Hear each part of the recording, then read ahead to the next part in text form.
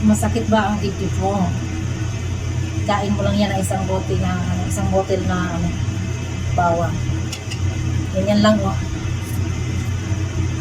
Ganito lang.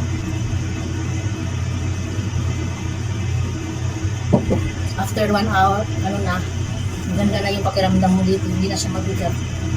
Hapon kasi, ang bigat ng pakiramdam ko talaga. Parang, mabigat yung aking dibdib.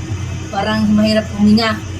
So, nag-take ako kahapon ng dalawang, ganito. So, bumuti siya. Kaya ngayon naman, kain naman tayo ng isa.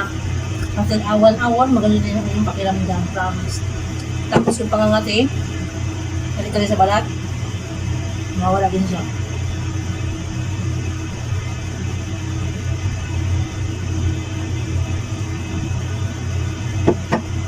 Matapang lang talaga siya.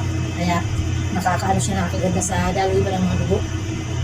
Yung mga bara-bara ng dugo. Siguro mabara yung dito natin, mabara siguro sa kakakain ba. Mantika. Ngayon, pag kumain ka niyang bawang, isa, kahit araw-arawin mo isa, okay, maganda siya sa katawan. Kasi yung vitamins ko isa, hindi siya nakakaano. Mas maganda yung, sentrum na energy. Mas maganda yun.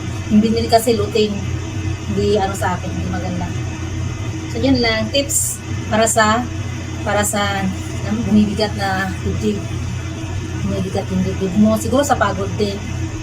Yun, kaya bumibigat ang dibdib. So, isang bawang lang, araw-araw. Yun, maganda siya talaga, promise.